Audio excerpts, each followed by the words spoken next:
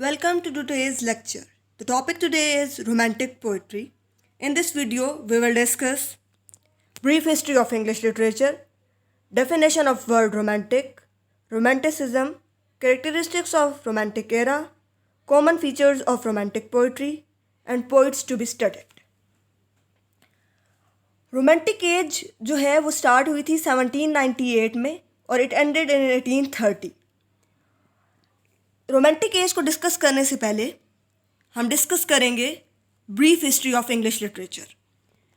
English literature has a very vast history, लेकिन here I will shortly discuss the history of English literature ताकि आपके mind में एक sketch बन जाए. In my another video I will discuss the history of English literature in detail. So, let's discuss the brief history of English literature. सबसे पहले आते हैं हमारे पास एंग्लो सेक्सन्स. एंग्लो सेक्सन्स से भी पहले हमारे पास ग्रीक्स और रोमन्स आते हैं. ग्रीक्स और रोमन्स में जो फेमस पोइट्स हैं वो होमर और वर्जिल हैं, और ओडिसी और Iliad are the famous epics written by both of them. ठीक हो गया. उसके बाद हमारे पास एंग्लो सेक्सन्स आते हैं, और एंग्लो सेक्सन्स का जो एरा है that is from 450 AD to 1066. Then comes the Anglo Normans and they are from 1066 to 1500. फिर हमारे पास रेनेसा का एरा आता है जो कि 1500 से 1660 तक लास्ट करता है. Then comes the new classical age जो कि 1660 से 1798 तक एंड होती है. और उसके बाद है रोमांटिक एज जो कि आज का हमारा टॉपिक भी है, और ये स्टार्ट होती है 1798 से और इट एंड्स इन 1830. उसके बाद रोमांटिक एज के बाद हमारे पास स्टार्ट होती है विक्टोरियन एज, और इस एज में क्वीन विक्टोरिया ने रूल किया था. ठीक है. और ये एज स्टार्ट होती है 1839 से और it ends in 1901.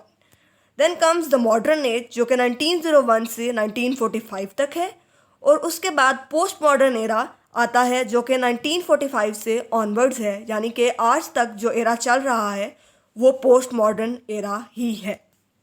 The era in which we are living now is the post modern era. So the next thing to be discussed is the definition of the term romantic. सो romantic की definition जो है वो क्या है, हमारे पास सबसे पहले हम ये देखेंगे. Romantic has come to mean basically two things. इसके दो मतलब होते हैं. ठीक है. The loving relationship between a man and woman. ठीक है. एक मर्द और औरत के दरमियान जो ताल्लुक़ है उसको आमतौर पर रोमांटिक कहा जाता है. और एक दूसरा meaning beside this word of this word beside this meaning is a way of looking at the world that looks beyond or ignores the world as it is and perceives a visionary world. इसका मतलब ये है कि आप जिस दुनिया में रह रहे हो उस दुनिया से हटकर एक नई दुनिया बसाओ, और उस दुनिया से हटकर एक नई दुनिया में जाकर चीज़ों को देखो, इमेजिन करो, और फिर उसको एक विजनरी वर्ल्ड में आप अपनी ही एक आपके पास एक आँख है जिससे आप जो है चीज़ों को देख रहे हो. For example in simple words हम ये कह सकते हैं कि जब आप एक इमेजिनेटिव वर्ल्ड में जाते हो तो आप रोमांटिक हो जाते हो. रोमांटिसिज्म बेसिकली क्या है कि आप इमेजिनेटिव वर्ल्ड में जाकर चीज़ों को देखो, अपने इमोशंस के अकॉर्डिंगली चीज़ों को देखो, अपने माइंड के अकॉर्डिंगली जब पोइट्स चीज़ों को देखते हैं तो वो हमारे पास बेसिकली वर्ड रोमांटिक को डिफाइन करते हैं. जो वर्ड्सवर्थ है, वर्ड्सवर्थ की हमारे पास एक डेफिनेशन है पोइट्री की definition, which is poetry is the spontaneous overflow of powerful feelings. Poetry जो है वो स्पॉन्टेनियस ओवरफ्लो है पावरफुल फीलिंग्स का. यहाँ अगर हम देखें तो ये चीज़ हमें समझ में आएगी कि एक स्पॉन्टेनियस ओवरफ्लो है, एक ऐसा ओवरफ्लो है, एक ऐसा बहाव है इमोशंस का जिसको कोई ब्रेक नहीं है, उस बहाव को कोई बंद नहीं बांधा जा सकता. ठीक है, जिस तरह पानी बहना शुरू होता है और वो बहता ही चला जाता है जब तक उस पर कोई बंद ना बांधा जाए, तो ये भी अनब्रेकेबल एक ओवरफ्लो है इमोशंस का। ये हमें किसने डिफाइन किया था? वर्ड्सवर्थ ने पोइट्री की हमें ये डेफिनेशन दी थी। आई होप आपको definition of the word romantic समझ आ गई होगी। Next is romanticism. Then comes what is romanticism. Romanticism basically है क्या? यहाँ पर हमारे पास रोमांटिसिज्म की जो डेफिनेशन है वो है, romantic movement was a literary movement. एक लिटरेरी मूवमेंट थी। जिस तरह लिटरेचर के अंदर और बहुत सारी मूवमेंट्स हुई, उसी तरह से रोमांटिसिज्म भी एक लिटरेरी मूवमेंट ही है। और as a profound shift in sensibility which took place in Britain and throughout Europe from 1770 to 1848। ठीक है, रोमांटिक मूवमेंट जो है वो एक लिटरेरी मूवमेंट है, लिटरेचर के अंदर होने वाली एक मूवमेंट है। As a profound shift in sensibility, sensibility के अंदर एक प्रोफाउंड शिफ्ट था जो कि ब्रिटेन और Europe, through out the Europe में रोनुमा हुआ। कब से कब तक? From 1770 to 1848। सो हमें एग्जैक्ट डेट, एग्जैक्ट एरा जो है हमारे पास रोमांटिक एरा का हमें समझ में आ गया, जो कि है 1770 से 1848 तक। नेक्स्ट कम्स कि रोमांटिक एज स्टार्ट कब हुई। रोमांटिक एज जो है बेसिकली वो स्टार्ट हुई थी 1798 में, जब वर्ड्सवर्थ ने और उसका एक दोस्त था कॉलरिज, इन दोनों फ्रेंड्स ने जब लिरिकल बैलेड्स को प्रोड्यूस किया, तो उस वक्त रोमांटिक एज जो है वो स्टार्ट हुई। और रोमांटिक एज एंड होती है 1832 में, जब हमारे पास वॉल्टर स्कॉट की डेथ होती है। With the death of Walter Scott the romantic age ended in 1832। Next is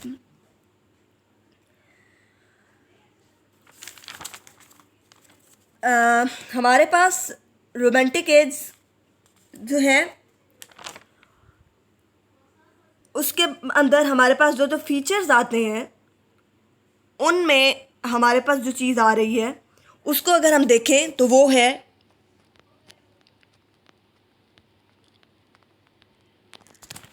liberalism. Liberal थे लोग, जो आपके जहन में आ रहा है, जो चीज़ आप सोच रहे हो वो आप कर सकते हो। इमेजिनेशंस थी, इमोशंस थी।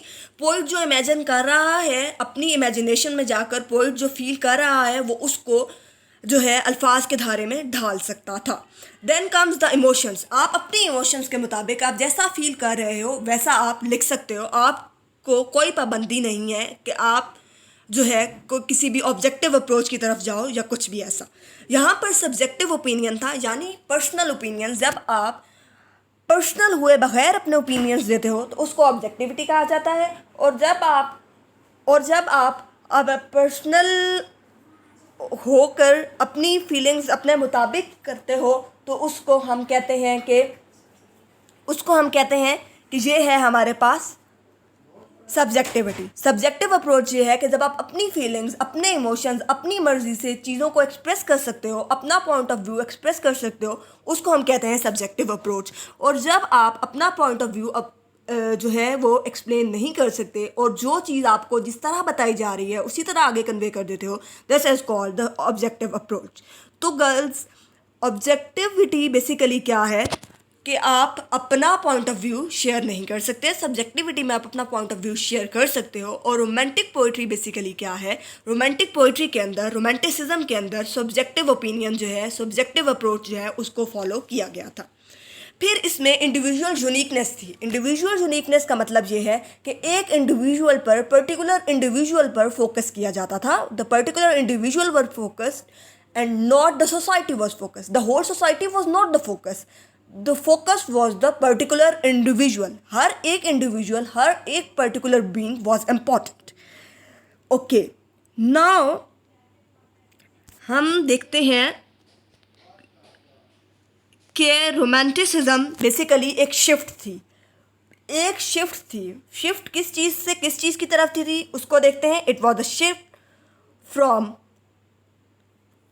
Faith, it was a shift from faith in reason to faith in imagination. पहले क्लासिकल एज में बेसिकली क्या था? ये शिफ्ट थी क्लासिकल एज से रोमांटिक एज की तरफ।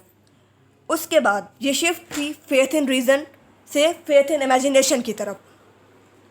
फेथ इन रीज़न जो है बेसिकली वो ये है कि आप जो आप सोच रहे हो वो आप रीज़न के अकॉर्डिंगली चल रहे हो। रीज़न के अकॉर्डिंगली चलने का मतलब ये है कि जो आपकी अक्ल आपको कह रही है, जो आपका शऊर आपको कह रहा है, आप उस पर यकीन रखते हो और अक्ल को इम्पोर्टेंस देते हो। आप अक्ल के अकॉर्डिंगली चीज़ों को सोचते हो और उन पर अमल करते हो। लेकिन यहाँ पर फेथ इन इमेजिनेशन हुई। रोमांटिसिज्म में क्या हुआ? फेथ हुआ इमेजिनेशन पर। लोगों ने यकीन किया इमेजिनेशन पर कि आप जो इमेजिन करना चाहते हो आप वो इमेजिन करो, आप जो सोचना चाहते हो आप वो सोचो और आप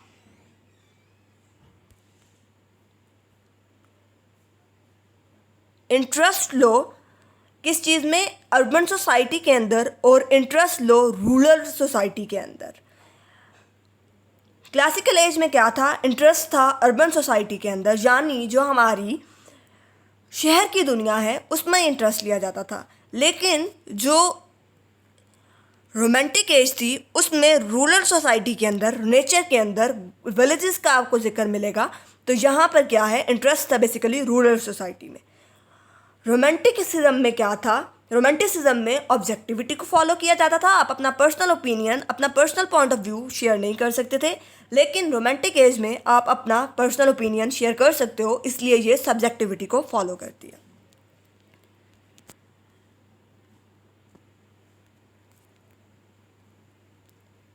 now next are the things which romanticism includes.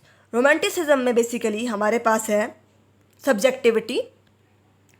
Subjectivity as I told you earlier, subjectivity है जब आप अपना पर्सनल ओपिनियन, अपने व्यूज़, अपना पॉइंट ऑफ व्यू, अपनी सोच, अपने इमोशंस को अल्फाज के धारे में डाल सकते हो, अपने राइटिंग्स में इंक्लूड कर सकते हो, अपनी पोइट्री में इंक्लूड कर सकते हो, उसको हम सब्जेक्टिविटी कहते हैं।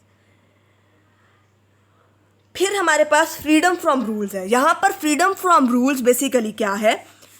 फ्रीडम फ्रॉम रूल्स में हमारे पास ये है कि ये किसी पर्टिकुलर रूल्स पर नहीं चलता था। यहाँ पर कोई पर्टिकुलर रूल्स फॉलो नहीं करने पड़ते थे। जैसे कि हमने देखा है कि हमारे पास जो हमारी क्लासिकल एज है उसमें हमारे पास एक पर्टिकुलर पैटर्न था कि आपने जो है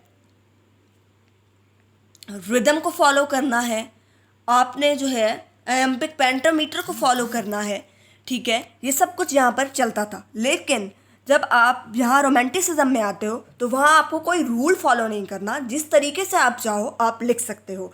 दूसरी बात, फ्रीडम फ्रॉम रूल्स में एक और बात यहाँ मैं डिस्कस आप लोगों के साथ करती चलूँ, और वो ये है कि जो हमारे पास ग्रीक्स हैं या हमारे पास जो रोमन्स हैं, उस वक्त ग्रीक और रोमन एरा में हमारे पास सिर्फ और सिर्फ एपिक पोइट्री लिखी जाती थी। उसके अलावा हम कुछ नहीं लिख सकते थे, ठीक है। वर्जिल और जो हमारे पास वर्जिल ने लिखी वो भी एपिक थी। जो हमारे पास ओडिसी और इलियड लिखी गई वो बेसिकली बहुत फेमस एपिक्स हैं।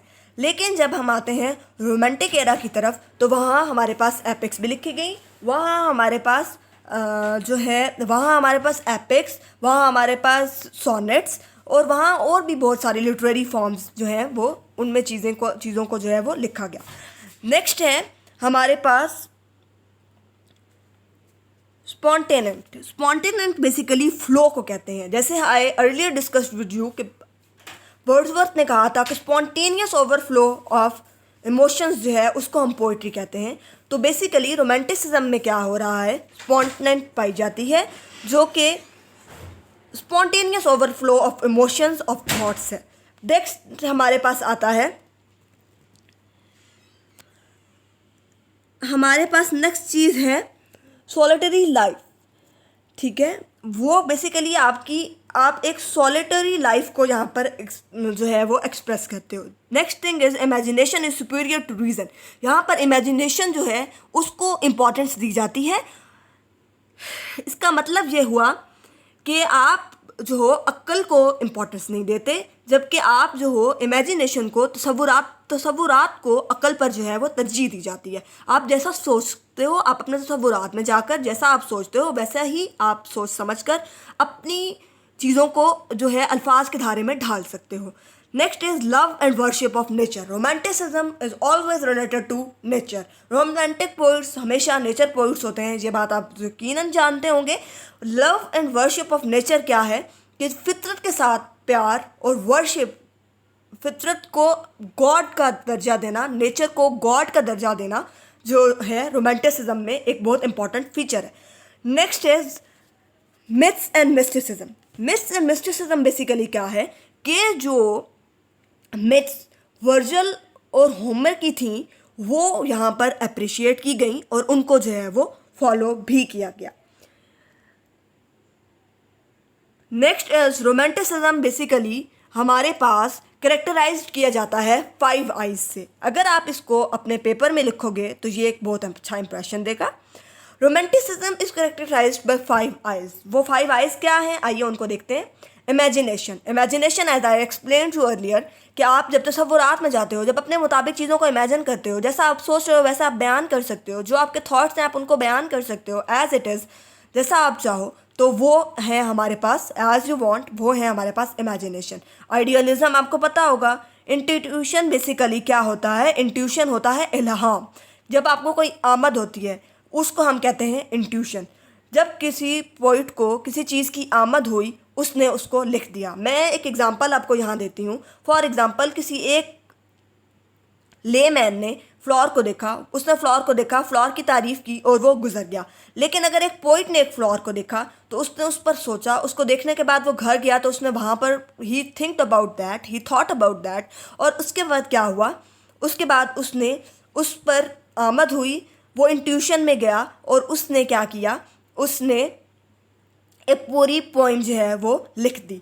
तो ये होता है इंट्यूशन। Next is inspiration. यहाँ पर लोग इंस्पायर्ड थे, डिफरेंट चीज़ों से इंस्पायर होकर लिखी जाती थी। इंस्पायरेशन में हमने देखा कि हम यहाँ पर देख सकते हैं कि जो हमारे पास मिथ्स थी वर्जिल और होमर की, उनको फॉलो किया जाता रहा था। Next is individuality. The last I is for individuality. यहाँ पर इंडिविजुअलिटी पर, मैन पर जो है वो फोकस किया जाता था, सोसाइटी पर फोकस नहीं किया जाता था। So these were the 5 I's. I hope you are clear about these I's. Next is the characteristics of romantic era. Romantic era के क्या क्या फीचर्स हैं, क्या क्या कैरेक्टरिस्टिक्स हैं, उनको देखते हैं हम। कॉमन मैन एंड चाइल्डहुड जो है उसको हमने देखा था ओवर अर्बन सोफिस्टिकेशन।